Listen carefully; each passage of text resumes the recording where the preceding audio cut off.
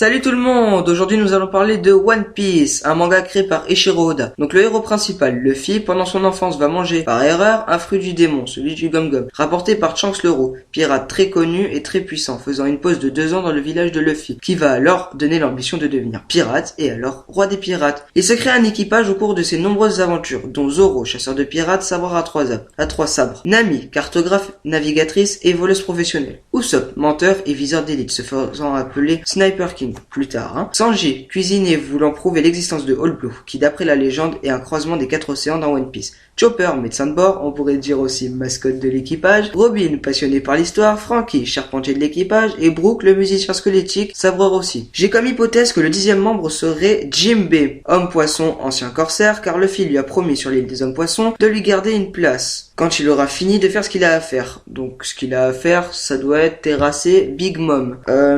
J'ai aussi une hypothèse sur le One Piece. One Piece étant le trésor de l'ancien roi des pirates, Code Roger. Ce serait le chapeau de paille transmis à Luffy par Shanks, qui lui-même se l'est fait transmettre par Code Rogers, car le chapeau de paille aurait traversé beaucoup d'aventures, donc toutes les aventures de Luffy, de Shanks et de Code Rogers. Donc c'est une pièce fondamentale du manga. Une pièce, One Piece, ça doit mijoter là dans vos têtes. Question, peut-on dire que One Piece est un chef-d'œuvre? Alors, mon avis est partagé, car on découvre au début du manga que les fruits du démon sont censés être rares, alors qu'à chaque aventure sur une île, par exemple le CP9, on découvre d'autres fruits du démon, ce qui n'est plus très intéressant parce que si tous les adversaires de Luffy se retrouvent avec un fruit du démon, si tous les personnages dans One Piece se retrouvent avec un fruit du démon, le fruit du démon n'est plus intéressant parce qu'il n'est plus rare, donc tout le monde peut en avoir, et ça peut même être ridicule. Par exemple, au CP9, il y a un gars qui se transforme en girafe.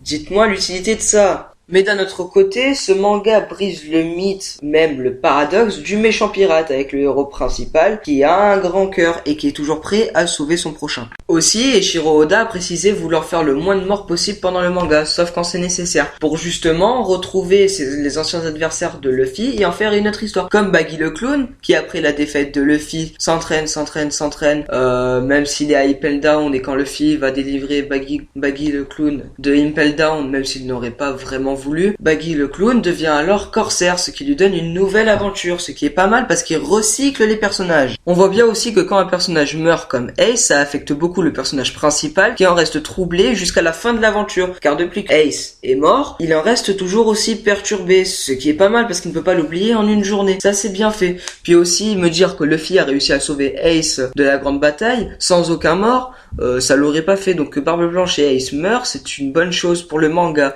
pas une bonne chose pour les personnages, mais une bonne chose pour le manga. Un autre point négatif, le haki. Le haki est une technique rare à acquérir et très puissante, sauf qu'on se rend compte que depuis que Luffy l'a, presque tous les personnages de l'histoire l'a, ce qui le rend alors inintéressant, parce que si tous les personnages se trimballent avec le haki, bon, vous allez me dire, il y a encore le haki royal que même les personnes qui ont le haki ne maîtrisent pas forcément, mais ça devient chiant, quoi, si tout le monde a le haki. C'est censé être une technique inédite, quoi, alors que tout le monde l'a. Je ne parle pas des nombreuses fois où les personnages auraient dû mourir et s'en sortent sains et saufs juste avec une petite cicatrice, mais bon, si les personnages meurent, l'histoire s'arrête, donc je vais faire une impasse là-dessus. Donc dans l'ensemble, on pourrait dire que c'est un très bon manga, mais pas non plus un chef-d'œuvre, donc j'attends de voir la suite. Bon allez, sur ce, je vous dis à la prochaine, portez-vous bien, peace.